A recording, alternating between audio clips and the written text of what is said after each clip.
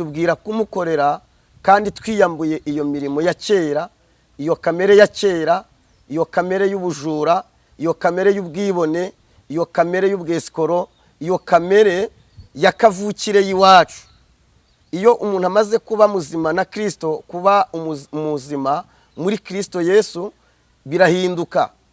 Kigaragaza ko umuntu yahindutse, nashaka kuvuga cyane mu buzima tubayemo mwisi, mu buzima dukoreramo imirimo bwite yacu, mu buryo tugenda mu kazi dukora, ibi byo tuvuga, ibyo dukora. Hanyuma iyo ngeze aha hantu nibutse umuntu wese tubana, dukunda kubana, ntabwo Yesu agira abuzukuru, agira abana. Umuntu ukijijwe uyu munsi ni umwana w'Imana, umuntu wakijijwe kera ni umwana w'Imana. Hanyuma nimbe twese turi abana b'Imana, twakagombye gukora imirimo igaragaza ko twakijijwe, twakagombye gukora imirimo igaragaza ko turi abana b'Imana. Kera turi muri Kristo, nimbe uri umukristo, aho uri hirya no hino, aho uri muri Amerika, aho uri mu Bwongereza, Uganda, Kenya n'ahandi, ukwiriye kuba umukristo. Ntuhindurwe n'aho uri, ntuhindurwe n'imico y'aho uri, ukwiriye kuba umukristo aho waba uri hose. Imirimo iranga abakristo ni ingeso nziza, kwihangana, guca bugufi, gusenga. Imvugo yawe ikwiriye kugaragaza ko uri umukristo, imikorere yawe ikwiriye kugaragaza ko uri umukristo. Ese nimba uri umukristo ngo wowe ngo kubera ko ngo ufite abana benshi ngo ntabwo Imana izagutabara kandi utavuga ibintu abantu bakeneye? Ese tuvuga ibyo abantu bakeneye, twirengagiza ubutumwa bwiza? Ni byiza ko ibi ngibi nkubwira nibyo ukeneye, ibi ngibi tuganira nibyo ukeneye, nibyo by'ubwami bw'Imana. Tukiba mu isi twagendanaga n'iby'isi, twambaraga ibijyanye n'ibyo mu isi, twakoraga ibijyanye n'imirimo twakoraga icyo gihe. Yesu ashimwe cyane. Uyu munsi nshuti yanjye, muvandimwe, ndakwinginga ku bwa Kristo Yesu,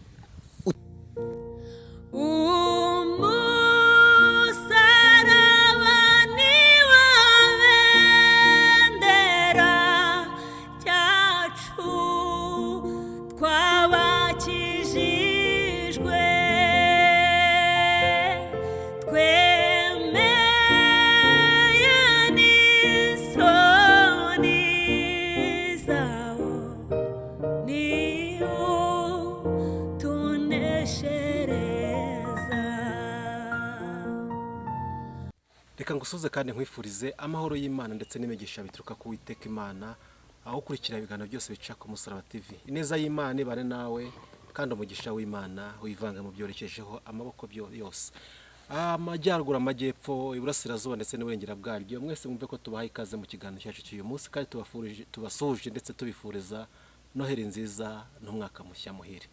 Uyu ni Umusaraba TV, wahageze kora subscribe nimba utarayikora kugira ngo tujye tubana mu biganiro byose. Kandi niyumva ikiganiro kigushimishije, kigizaho kikuvana kikagushyira ahandi, gisangiza n'abandi, kuko nubona ibyiza ntuzabyera ntabwo uzabisangiza abandi. Icyo twifuza no kugira ngo abantu bose bamenye ukuri. Ijambo ry'Imana avuga ngo nibamenye ukuri niko kuzabatura. Nta kiki tugenza rero, ni ijambo ry'Imana n'ubutumwa bwiza bwa Yesu Kristo. Ndi kumwe n'umukozi w'Imana, Mushumba Reverend. Uraho neza? muri amahoro. Amakuru Turashima Yesu. Duherukana uvuga cyane, sigaye uvuga buhoro. Yego. Byagenze bite? Bigenda biza. Ubwo se ni byiza cyane ibi tubishyigikire cyangwa tubyamagana? Biterwa n'igihe, ntabwo twabisenya. Yego. Ni bitagatifu. Ni bitagatifu, birakijijwe. Umeze neza ariko? Turi amahoro. Twari tumaze igihe twarakubuze, duherukana tukiri kuri Bright Shine TV. Sibyo hari? Yego. Uyu munsi turi ku Musaraba TV. Ni byiza, Imana irimo iragenda yagura imbago. Ubwo duherukana icyo gihe ariko ntago bakakumenya, tangira wibwira abantu. Ngabiziranga Jean Marie Vianney, umuyobozi wa Rehoboth Community. Ndumva ariho abantu benshi banzi batuziranye. Rehoboth Community 2021 niho banzi. Duherukanye rero kuri Bright Shine TV. Uyu munsi nje ku Musaraba TV, mbahaye ikaze. natwe tuguhaye ikaze. murakoze cyane. Yego. Eh, Umwuka ari gutangaza iki muri ino minsi Jean Marie? Mwuka ari gutangaza Impamvu ko waje dukwiye- gutya nuko duherukana tubwira ko ubuzima bwawe bwose ari amasengesho, uhora mu bihe byo gusenga. aho niho mba. Aho ngaho ariho. Kandi iyo umuntu yegeye Imana igira icyo imubwira, imugira amabanga imumenera. Umwana ahora impande ya se. Yego. Iteka ryose amubwira amagambo, amugira inama, amubwira uko yitwara. Nawe rero nk'uko watubwiraga ni aho ngaho. Aramuhumuriza iteka. Iyo umuntu abana n'umubyeyi ahora agira ibyo amubwira, kuko iminsi irasa ariko ntihura. Agira ibyo amuhishurira, agira ibyo amubwira. Uyu munsi rero umwuka arabwira itorero ngo buri wese asenge. Wasengaga rimwe asenge kabiri, wasengaga kabiri arushaho asenge gatatu. Ariko ntibasenge nk'ayo muri Kenya. Buri wese asenge atumva ko agomba kuba mu masengesho y'iminsi myinshi kugira ngo atazayagwamo, kuko yaguyemo nta bugingo. Hari bene data bigeze gusenga hanyuma bagira ikibazo, bamwe barapfa. Kandi rimwe mwababwirije Kubabwiriza, urumva umwuka w'Imana ugenderera Nepo, ugenderera Manuel, ntabwo ari we ugenderera Bosco. Mushumba, dufite ikibazo muri ino minsi. Waje ngo tuganire, ntabwo turagana utuntu twinshi, tugiye kujya mu ijambo ry'Imana ko nicyo rikikugenza. Yego. Abakarebereye umukumbi muri ino minsi nawe urimo, ndagushyiramo wihangane kuri inshuti yanjye. Nta kibazo. Nawe urimo. Yego. Twakabigiyeho uko dukorera Imana, uko twitwara mu rugendo. Nicyo kikwiriye. Uyu munsi rimwe muri kugenda mumena amazi mu rugendo akazamo ubunyerere. Sibyo icyo kubwira ko cyumva. Nacyumvise. Wacyumvishe. Yego. None ko muri kwica inzira twakabigiyeho, urugendo turarugenda gute? Inzira ni imwe. Yesu niwe nzira n'ukuri n'ubugingo. Hanyuma ni ukuvuga ngo abo bantu bari kumena amazi mu nzira ntabwo ari abahamagawe. Yesu yahamagaye abigishwa 70, atoranya 12. Muri 12 hari 3 baryamaga mu gituza cye, abo nibo bari inshuti ze. Ijambo ry'Imana riravuga muri Luka igice cya 22 umurongo wa 28 ngo nimwe mwagumanye nanjye. Hari abantu rero batigeze bihanganira kugumana na Yesu. Isi irabakurura, baryoherwa n'isi. Hanyuma kandi baracyambaye ya titire yuko wenda ari abavuga butumwa, reka tubitware gutyo. Hanyuma iyo titire nubwo bakiyambaye, ariko ntabwo bagendana nayo, kuko ititire iyo uyambaye ugendana nayo. Rero ntabwo abo bantu babura kumena amazi mu nzira nk'intama zinyerere. Ariko umuntu wahamagawe na Yesu uri mu cyiciro cya 4 cya GRB, gumana nanjye, gumana nanjye naguma muri njye. Abo bantu bareberera intama. Yohana 10:7 haravuga ngo intama zanjye iyo zinyumvishe. Ngo umushumba nyamushumba ahora kuyakuye intama, aziba hafi, ntabwo azijya kure. Rero abo ngabo ntabwo nzi igice twabafatamo, ariko ntabwo abashumba bose bashumbiye Yesu. Hari abashumbiye Satani se? Oya. Titire y'umushumba nubwo turi mu iyobokamana, hari igihe ushobora kubyiyitirira atari byo. Ushobora kwitwa ko wageze mu iyobokamana ukabushumbiye Yesu, ariko hari n'abashumbye intama, hari n'abashumbye ihene, hari n'abashumbye, buri wese afite ibyo ashumbye. Ariko umuntu ushumbiye Yesu mu rwe ruhande yakagombye guca mu nzira Yesu amubwiye gucamo, ntabwo yagaciye mu nzira we yibwirije. Numva ari uko nguko. Ku giti cyawe uyu munsi uri umushumba, nemera n'amavuta yawe urabizi. Yego. Ushumbye itorero rya Rehoboti hajya community. Uyu munsi umuntu utari umushumba wakwemera ko guhugura ku giti cyawe? Iyo tugeze akubonye mu kintu runaka, tugeze mu ijambo ry'Imana turangana. Kubera ko ijambo ry'Imana ntawe rigenewe. Iyo turigezeho ngana na Nepo, nkangana na Manuel, nkangana na runaka. Hanyuma Bibiliya iravuga ngo muhugurane, niko Bibiliya ivuga. Hanyuma rero umuntu utemera guhugurwa ntabwo aba yemera ibyanditswe. Yego. urakoze cyane, reka twinjire mu ijambo ry'Imana. Ibyo twaganira ni byinshi kandi urabizi ko bihari kuri kino kintu. Twari kuganira ku butumwa butandukanye cyangwa se ubuhanuzi butandukanye buri kuzanirwa abashumba cyane muri ino minsi. Imana ikwibanda ku bashumba cyane. Tuzabiganiraho ubutaha, hari ibintu tuzategura tuganireho, ariko reka twinjire mu ijambo ry'Imana nta kuvangira uko umwuka yagutegetse. Oya, turahabaye, turahari. Reka ngusabe rero usenge Imana, ubundi twinjire mu kiganiro cyacu ko umwuka gushoboza. Data wa twese uri mu ijuru, Imana ihambaye kandi ikiranuka, si w'umwami wacu Yesu, tugushimiye imbabazi zawe mwami, tugushimiye uburyo warinze itorero, tugushimiye uburyo warinze abanyarwanda. Mu izina rya Yesu Kristo, uyu munsi ni tariki 19 z'ukwezi kwa 12 2023, waraturinze. Hari abahitanywe n'impanuka, hari abashwe n'uburwayi, hari abari mu bitaro, twebwe turi bazima, turagushimiye. Nyemerera rero umwanya wose tugiye kumara imbere yawe utubere umwanya mwiza w'umugisha mwami. Ijambo ryawe abaryumva ribomora inguma. Yesu ni wowe wemera abantu inguma, ni wowe ukiza ibikomere, ni wowe womera abakomeretse, kandi ni wowe nyiri itorero, ni wowe nyiri umurimo.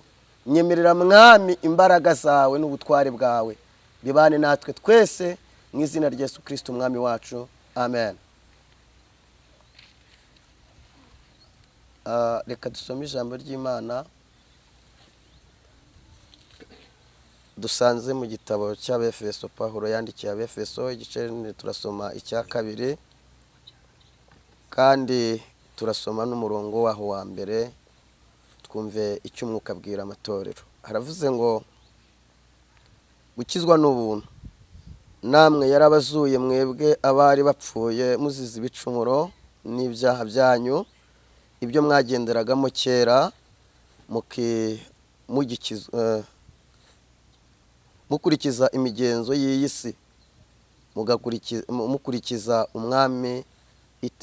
umwami utegeka ikirere, ari we mwuka ukorera mu batumvira. Kandi natwe twese twahoze muri bo, dukizwa ibyo kamere yacu yifuzaga, tugakora ibyo kamere iby'imitima yacu byishakiraga.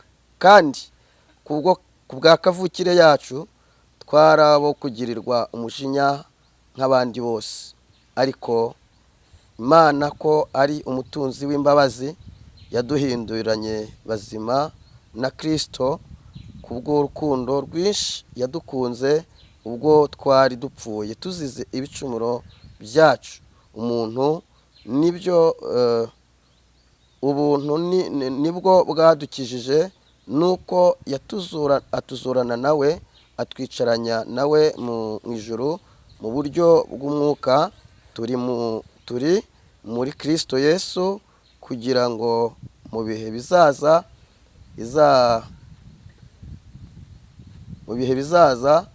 izerekane ubutunzi bw'ubuntu bwayo buhebuje bwose itugirira neza muri Kristo Yesu.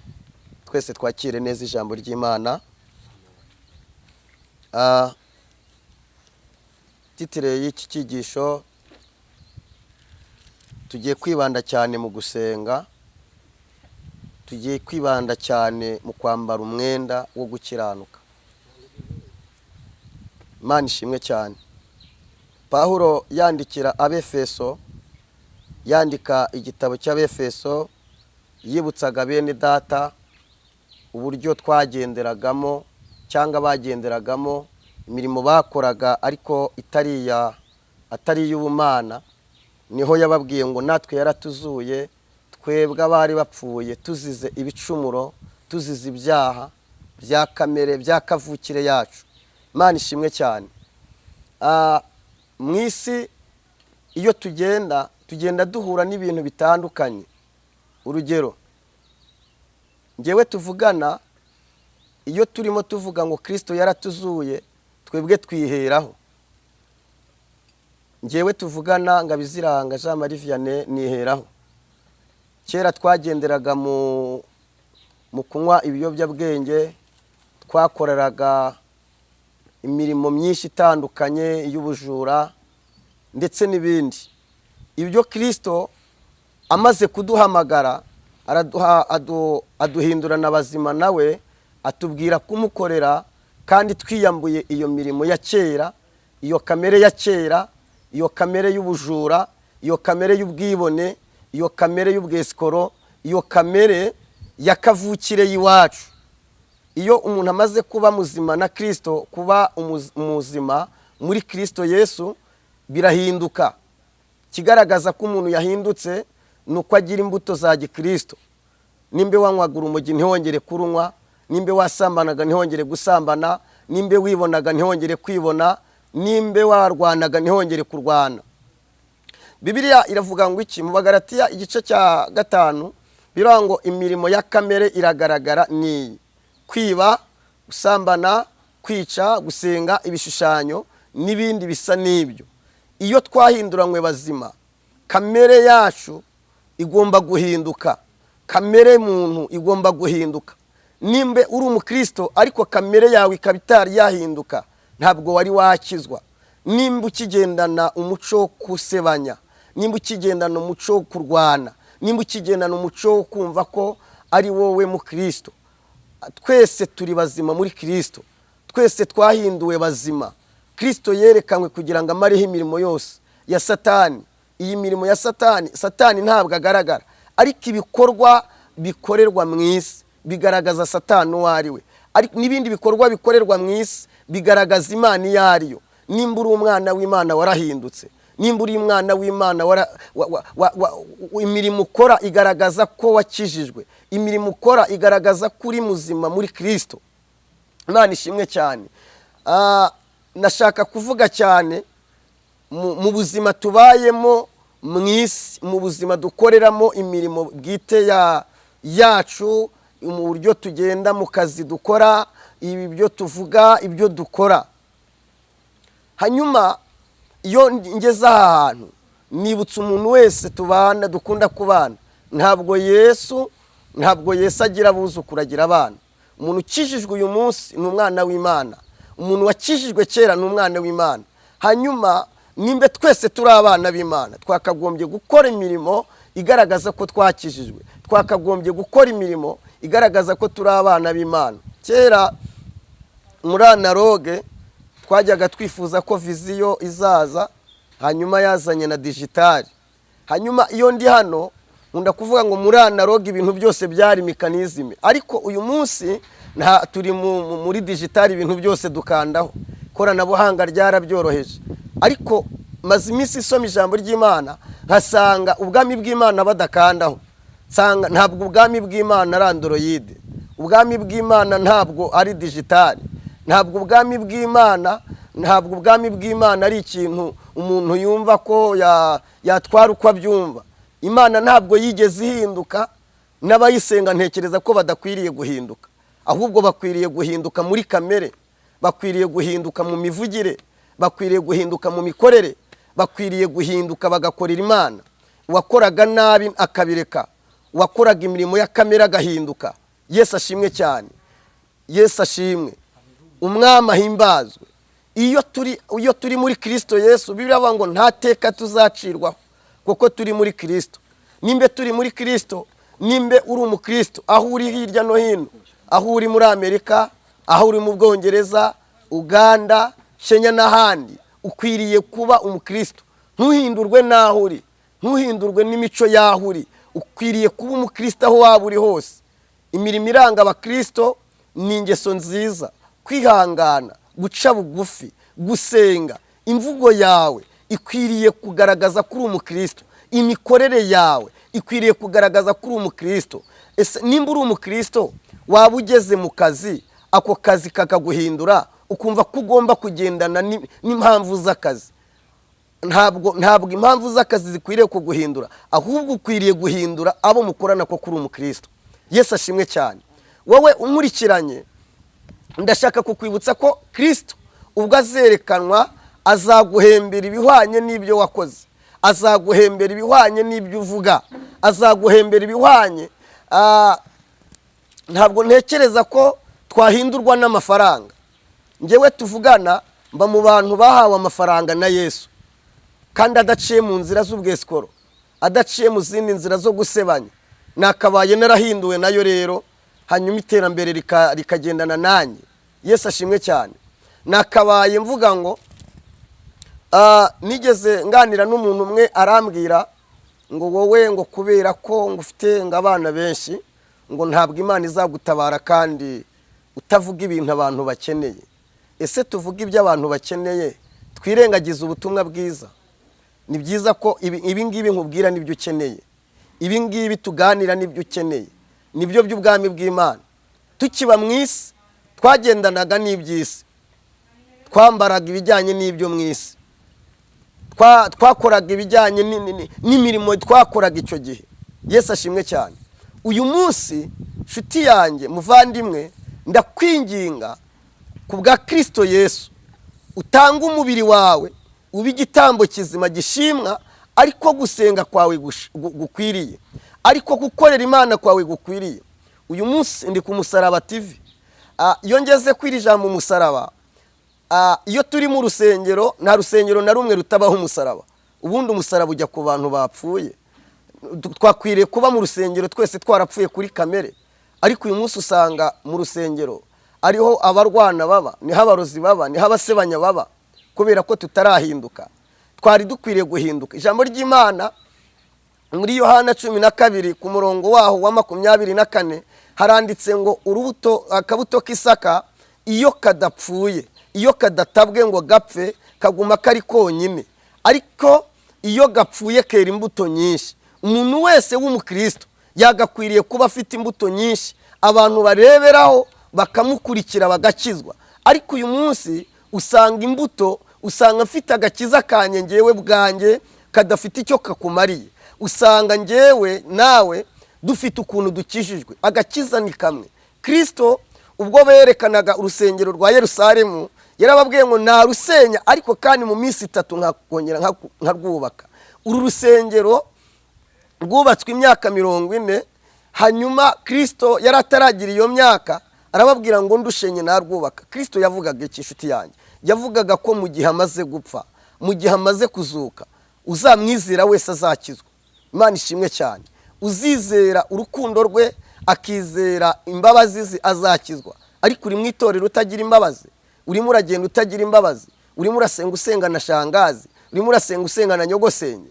Nshuti yanjye, ukwiriye guhinduka, nanjye nkwiriye guhinduka, kugira ngo tujyane mu bwami bw'Imana. Ubwami bw'Imana ntabwo ari ubw'amagambo, ntabwo ubwami bw'Imana ari ubwa viziyo, ntabwo ubwami bw'Imana ari ubwo guhangana, ahubwo ubwami bw'Imana ni ubw'ineza n'imbabazi. Ubwami bw'Imana ni ubw'urukundo, ubwami bw'Imana ni ubw'ubugwaneza. Kristo yatugaruje ubugwaneza, Kristo yatugaruje imbabazi. Yaza kugirira isi imbabazi, twarabo gupfa tukibagirana. Niyo mpamvu Pawulo yagarutse avuga ngo natwe twari dupfuye tuzize ibicumuro n'ibyaha, ariko twahinduranywe bazima na Kristo, tuba baragwa b'ijuru.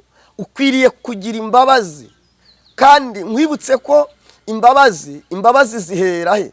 Zihera mu kumva ko wowe wagiriwe imbabazi na Kristo, akakugirira imbabazi, akakugirira ubuntu. Hanyuma Yesaya yandika yaravuze ngo ibyaha byacu nibyo yikoreye, yashenjaguriwe gukiranirwa kwacu, igihano kiduhesha amahoro cyari kiri kuri we.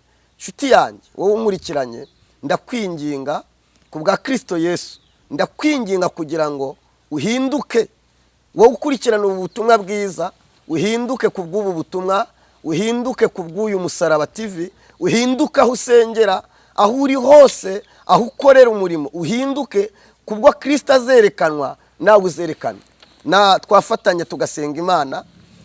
Bwari ubutumwa bwiza, aho uri unyemerere uhinduke, hanyuma wowe udukurikirana amanywa n'ayandi ukore subscribe, share na comment, hanyuma utubwire ibyo twahindura mu kiganiro cy'ubutaha. Imana iguhe umugisha mu izina rya Yesu Kristo.